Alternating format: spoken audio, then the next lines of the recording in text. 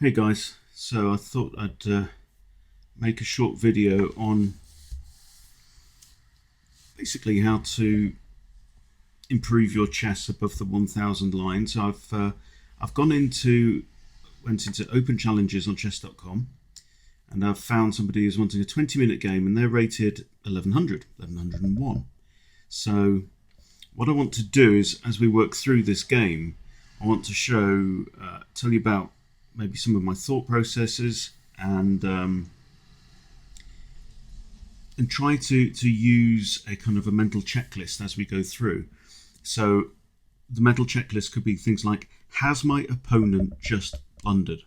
It's one of the biggest things at every level that I play at, but people blunder at every level. I mean, sometimes you get a really accurate game where there's no blunders, but so many games are lost by blunders. I do it myself all the time. So he started with e4, and I replied with e6. So because I've been playing the French a lot recently, which would normally follow up with d5. So I'm just going to go ahead and do that. My opponent might play d4. So I know that if he takes, I can recapture. There we go. Okay, so now I'm into my comfortable zone. I'm going to play c5. Another thing we're going to be looking for is the coordination of pieces. Pieces being protected more of the time, and them protecting each other and working together. Okay, this is a slightly odd move. c3. So the only reason I can think of for that is for him to bring his queen out. So I'm going to preempt that by playing bishop to d7. Here's another thing that I want to recommend is this hover. I've got plenty of time on the clock. Before you drop that piece, so here I'm on my laptop. The mobile app for chess.com has the confirm each move option, which is really, really cool. But this is the equivalent. So hover with the piece before you let go, just to say, have I left anything undefended? Right. So that's one of the other things that we want to be thinking about. We want to be thinking about after each move that's made, or before you make your own move, what's going to be undefended? Is there anything undefended or underdefended? Very simple things. Chess at this level is about doing simple things right and simply trying not to mess up. So, how are we doing? I've used 2 minutes already on my first 4 moves, so I need to keep that kind of pace, I guess. A lot of games finish in about 30 moves on each side, so in a 20-minute game, you can afford to spend 30 seconds on each move. Okay, so this is what he's just moved. What's changed? Now, that I can see, that's g2. The pawn on g2 is now undefended. I don't really have a way of attacking that pawn. I mean, my queen could come out here to g5, but that's not possible because of the knight. Unusual move, that, I do think. I've got the option of pushing with c4, but you tend not to want to do that. So I'm just going to play a normal developing move. Again, I'm going to just hold it and hover it before I drop it. Okay, so that looks all right. I'm going to put my knight there. Of course, it's adding to the pressure on e5, and white still hasn't developed his d-pawn yet. Okay, now he's gone ahead and castled. I could put my queen on c7 as though I'm about to castle, but that also has the effect of adding another attacker there to e5. Another option is knight e7 and maybe then knight g6. Let's do that. That looks good as well. So knight g6 would also add another attacker there to e5. So that's now going to have 2 attackers. And if I move my queen to c7, which is not a bad idea because it's on this nice diagonal looking down there towards h2. Okay, he's added a second defender, and that's not a bad move in general. The rook from f1 to e1, looking down the middle of the board. My king is still on there.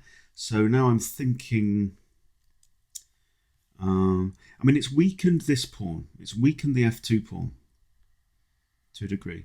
But I don't have a dark squared bishop or queen lined up yet. Now, one option then is to think about getting my queen there on b6 and my bishop there on c5, both of them then lined up against this pawn. That could be an idea.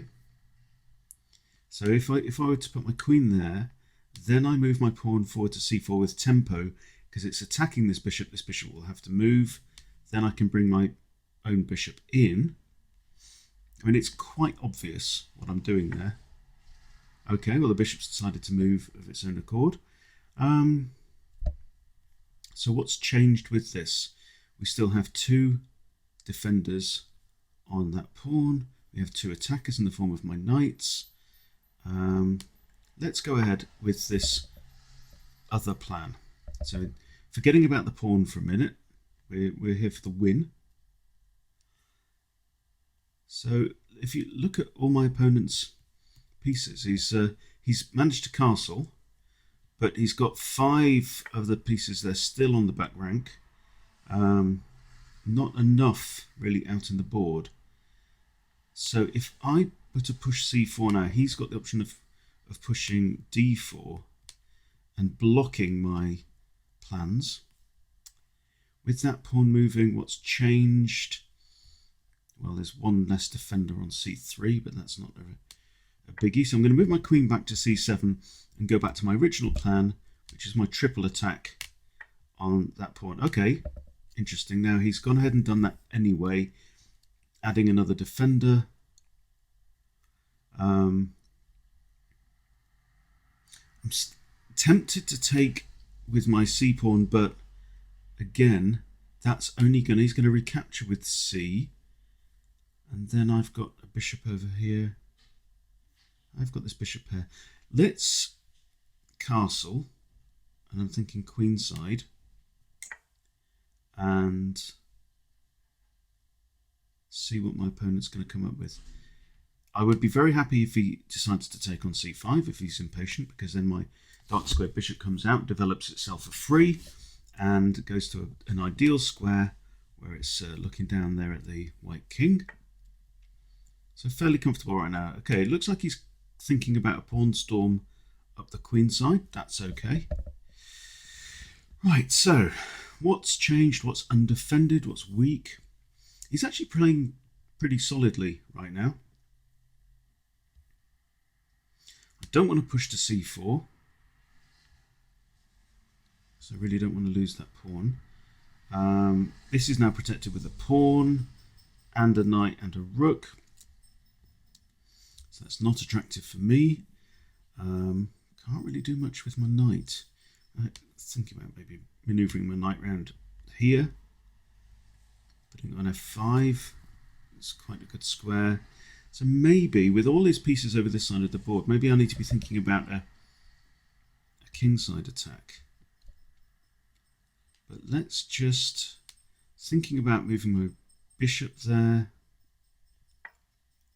just to control a few more squares, and it's still defending c5 if white chooses to take, which he shouldn't do. That would be an error. So this has opened up the back rank now for my other rook. I can start to think about a pawn storm of my own. Okay, now let's think this through. It would be great for me to block up that queen side of the board. So if I were to push there, he pushes b5, attacking my knight. My knight could move to there. It's really the only square it's got other than b8. Not entirely happy about that.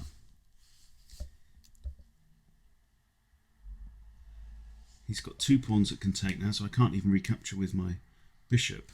So I'm thinking, yeah, pushing forward. Let's see if we can just block up that side of the board. If I get the opportunity, I might play a6, gives my knight a nice square there. But my opponent is playing a good game of chess so far.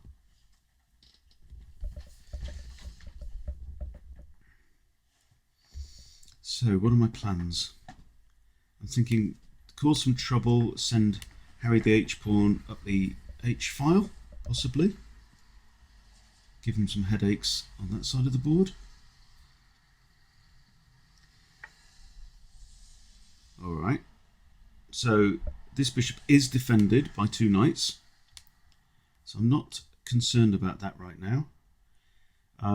It means he's lost a bit of momentum on this side of the board. So that gives me a plan now that I can think about what I'm going to do to defend against this.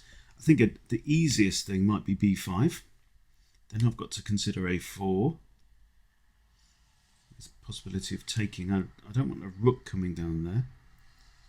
Let's have another scan of the board, see what's undefended or underdefended. Is f6 an option? Pawn takes, pawn takes. Then I've cleared away my g-pawn, which is the one in front of his king. That may be worth thinking about. Let's think about that. f6. Yeah, I like that. It's a nice kind of disruptive move. Okay, and I think we take that with a pawn. So we've got this nice bunch of pawns in the center of the board now.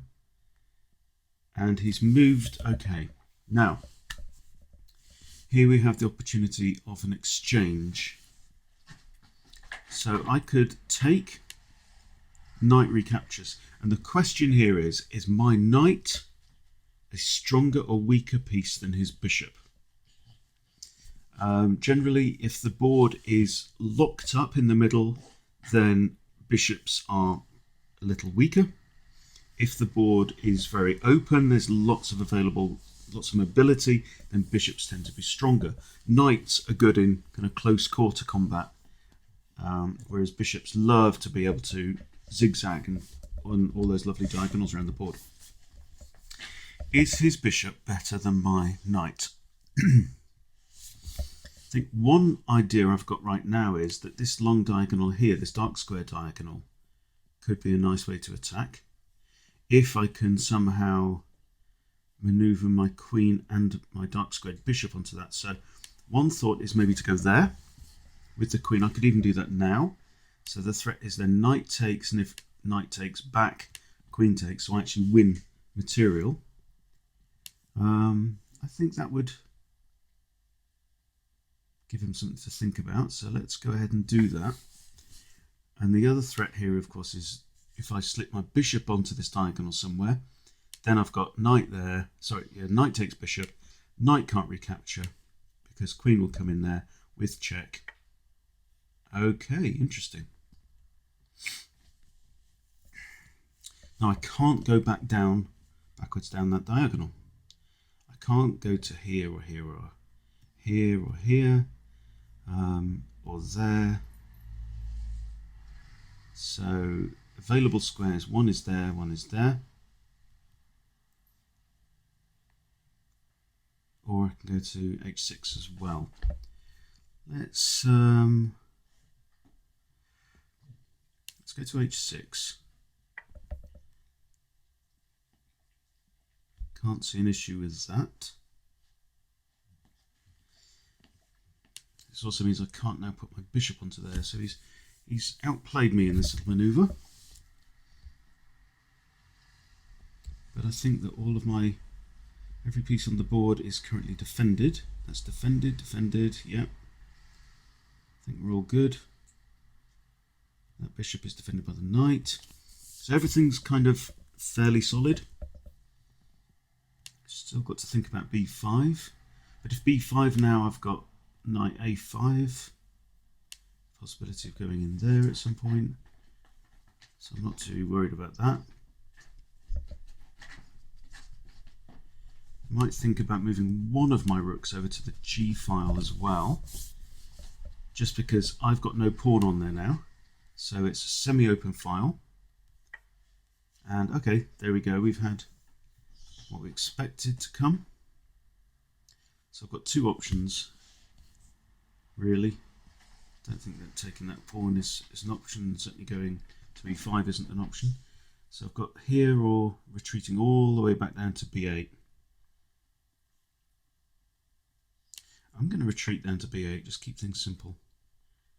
Then I might think about b6.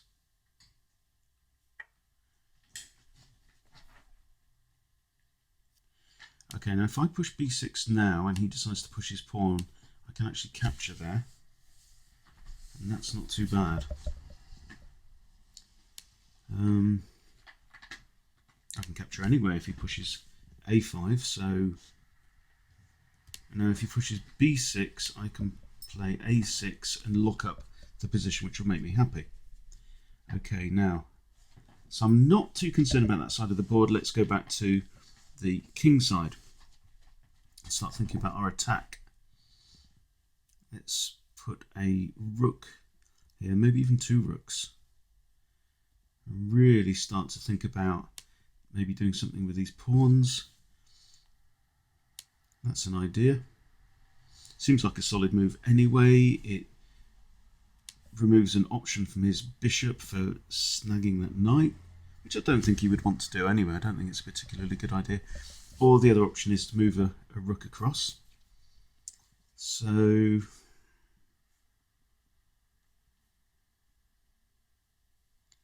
let's put a rook on g8.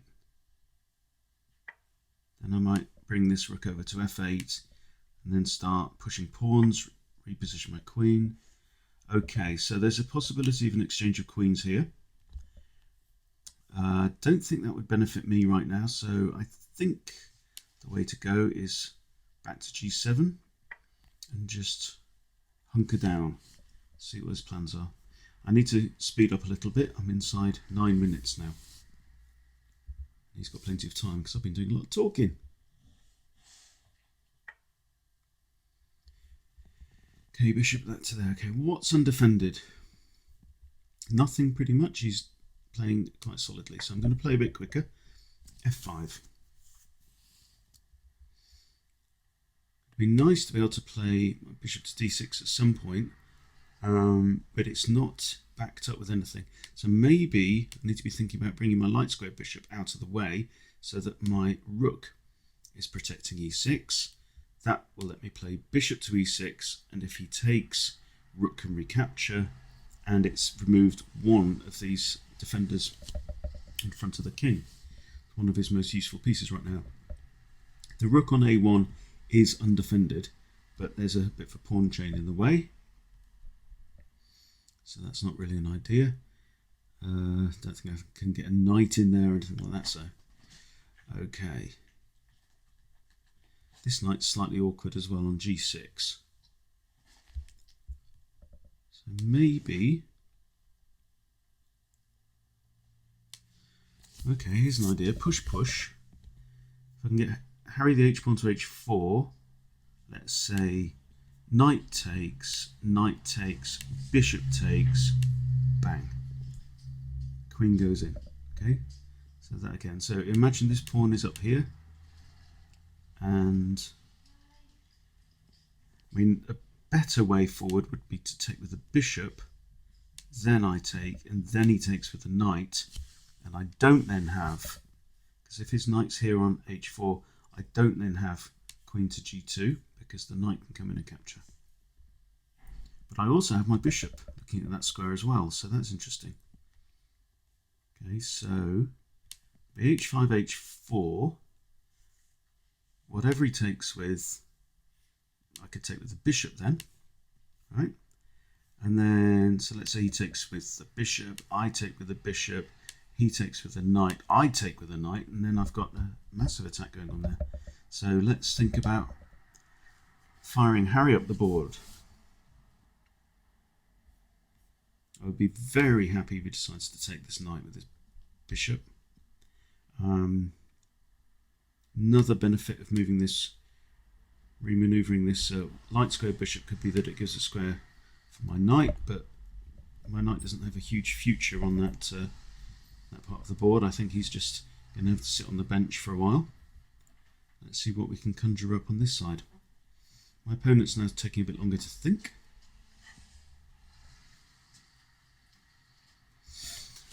So I'm hoping these are useful videos.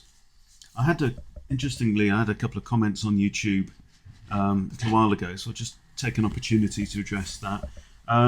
There's somebody who said, if I remember, I'm 2200 ELO rated, and I wouldn't think about making instructive instructional chess videos, and I'm studying under a international master or a national master or something like that. What you're doing is not right, because you're teaching people to play the wrong way, which is a bit odd. So I don't know the point of this move. So I'm just going to proceed with my plan. So it bothered me a little bit at the time, and I thought, what is it about this? Because I mean, the whole reason why I started the chess boot camp is that we don't all learn best off IMs and GMs and national masters, right?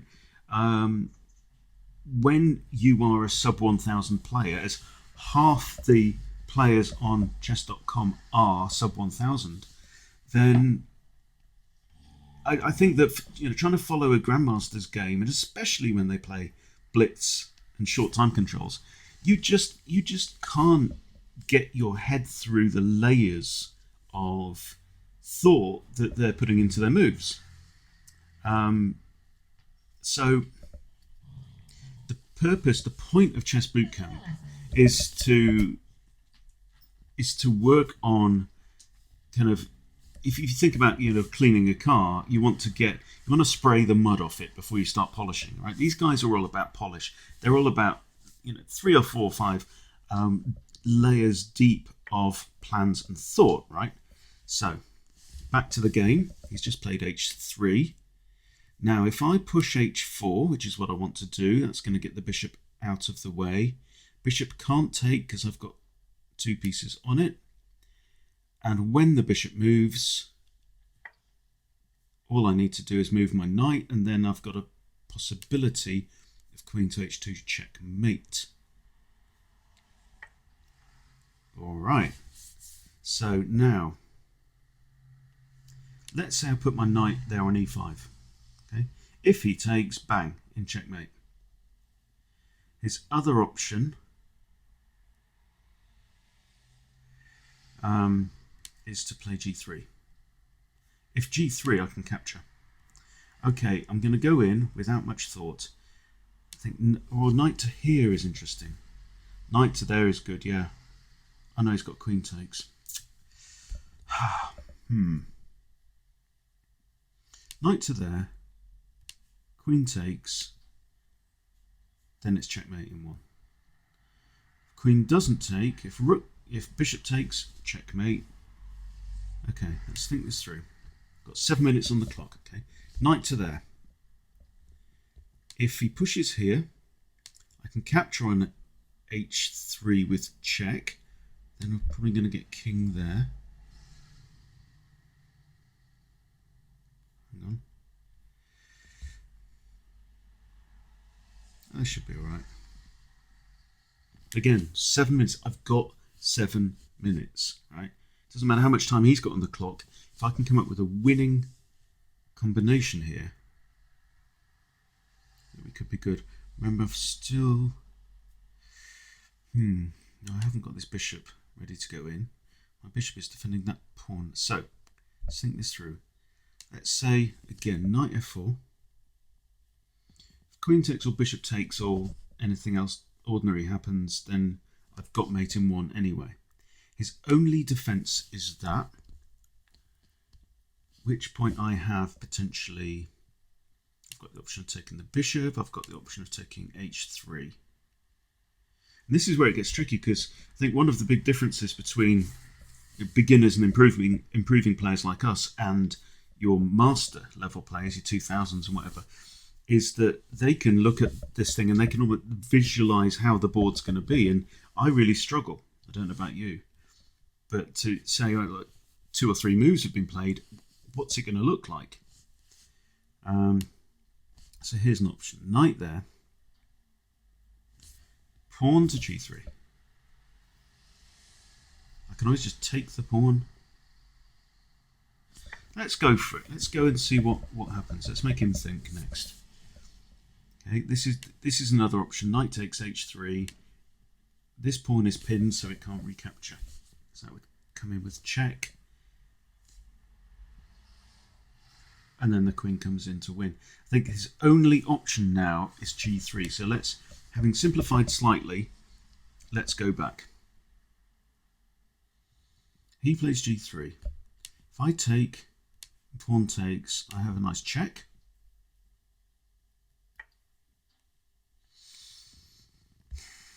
Or I have a check now.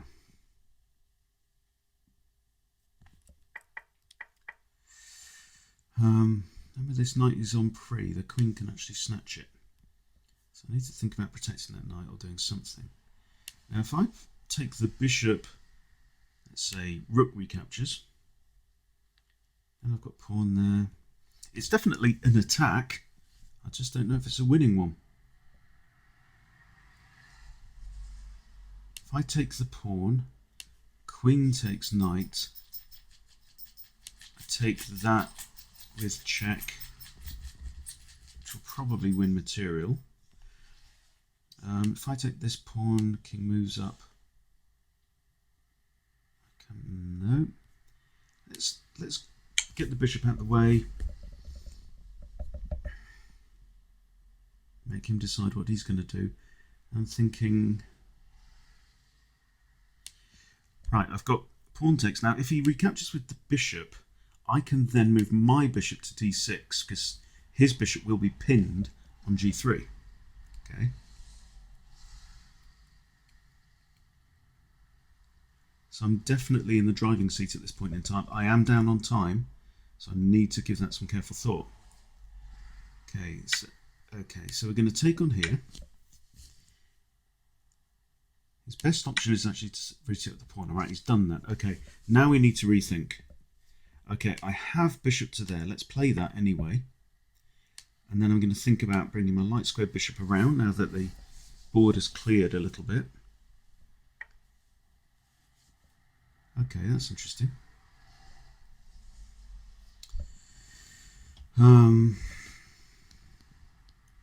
Right, I'm going to go back to this. Okay, is there anything under threat? Not right now. My king is pretty safe in there. He's not even really thinking about attacking. He's just blocking that diagonal. So I'm going to think about doing something with his bishop. May have to move my queen up and bishop to there to attack his queen. Can't move it to h5 right now, it'll just be taken. This knight is an annoyance. However, I've got bishop e7, bishop h4, giving me 3 attackers on g3. But that's 2 moves, so it's fairly slow, but the bishop's, as long as that knight stays there, my bishop's doing nothing at all. So I'm going to go for it. Knight here isn't an option, it gets taken by a pawn. Knight here isn't an option. Knight here isn't an option. So we're looking okay. Alright. Now I have... He wants to do that, I think. So I'm going to... I can't move my bishop there just yet.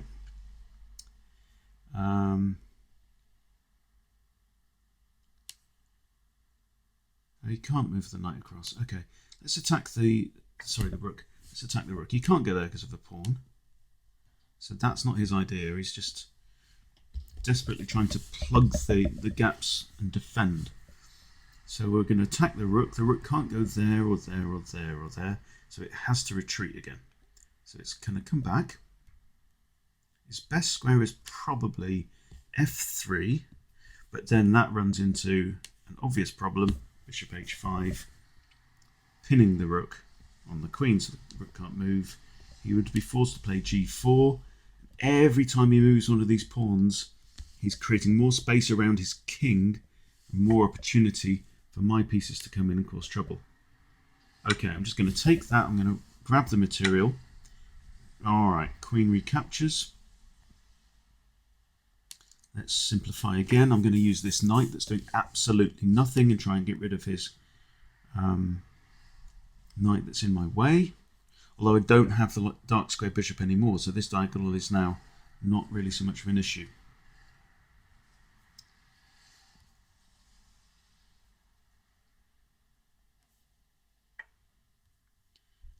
Okay.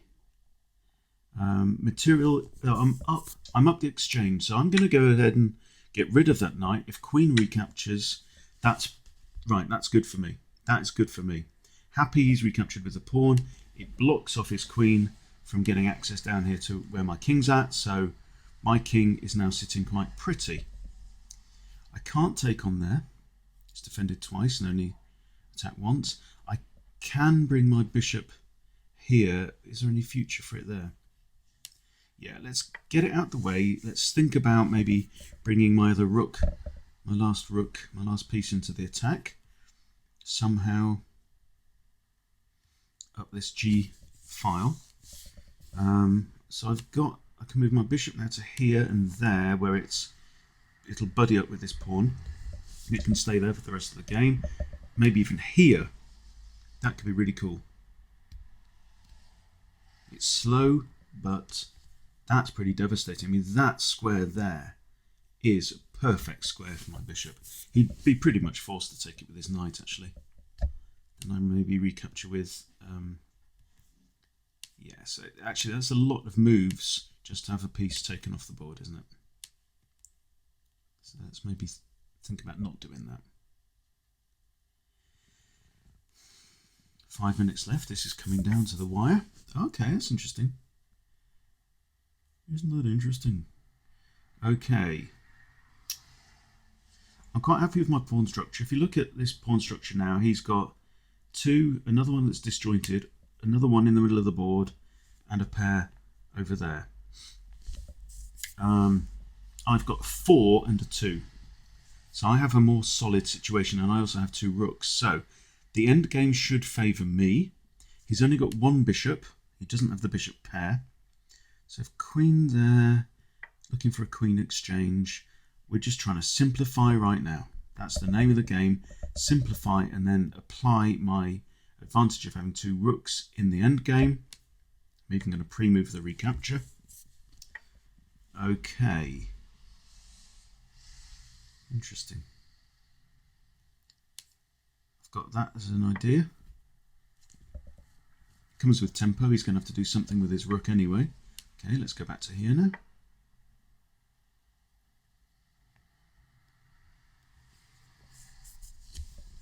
So moving a little bit quicker to make him think. He's got 5 minutes on the clock. I've only got 2. So this might come down to a blitz finish. This bishop is stuck, cannot move. It has to stay in the defence of g3. Otherwise I go in, take with the queen. If he takes back, I'll take with my rook. I'm up that pawn. Another idea could be to try and double up my rooks on the h file. Now h3 is looking weaker. Alright, okay. If I take the queen, he can't retake with the pawn, he has to retake with the rook. Let's go ahead and do it. I'm not going to mess around. Okay, I'm going to now renew my attentions on a different file. He might push h4, that doesn't bother me. I'm going to play rook g8. Now, if this rook ever moves away from this line, I've then got the tactic of capturing on h4 because g3 is pinned. Can't recapture because the king's in the way. 4 minutes, I'm now down under 2. So, alright, I'm just going to play that for the hell of it. Okay, he's coming around, don't know what he's doing. I'm not going to capture, let's think. Okay, I'll come here, defend e6, and then also I've got the option of rook there. Maybe rook captures knight. If pawn takes, rook takes, and he's only got 1 solitary pawn now. Single pawn is far, far weaker than a pair of pawns. My bishop is also controlling some nice squares now. He's got the option of capturing. If he takes bishop with a knight, I'm thinking, all right, okay, king's moved. Let's take.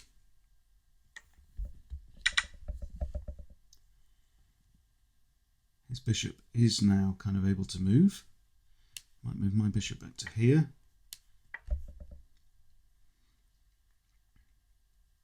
maybe start to centralise my king. He's got some weak pawns here, but I've only got a light square bishop, not a dark square, so his bishop's undefended on h2, so I might consider rook h5. Okay, that's not bad. Let's just leave that. Okay, we might have to move fairly rapidly. I don't think I'm going to get trapped by a rook at any point soon.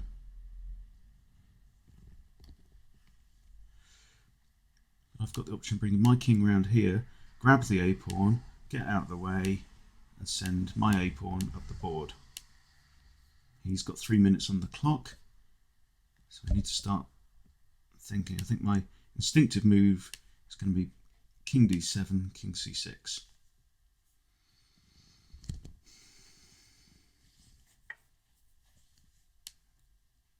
Right, let's go for it. That's another pressurizing move. It's a forcing move. So when time is a pressure, forcing moves are good. It makes your opponent have to do something in response. All right, let's bring the king in.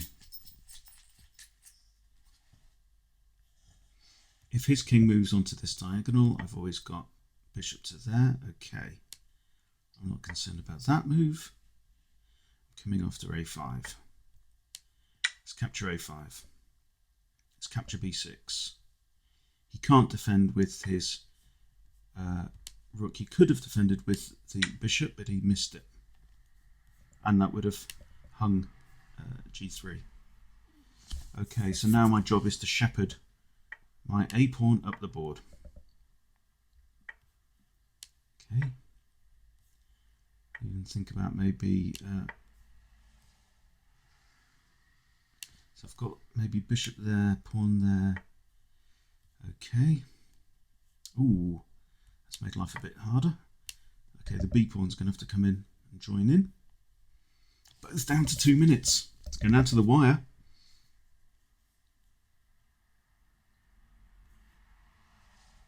Okay, so b-pawn. If I push takes, I've still got 2. Okay, so think about this. So b4, c takes, a takes. He can't recapture.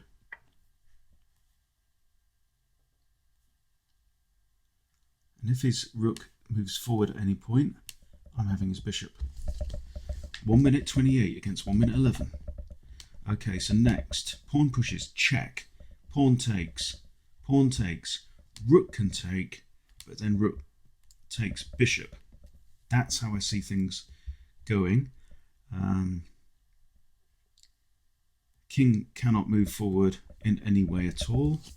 And I think he's going to flag now. That's what I'm imagining. Okay, so I'm going to make my moves pretty quickly. Okay, now king can push forward if he wants to. Nope, that makes sense. All right, let's go here. Just making moves that don't weaken me. Might have to think about this e6 pawn at some point. But another option is here, with the possibility of a discovered attack on the king.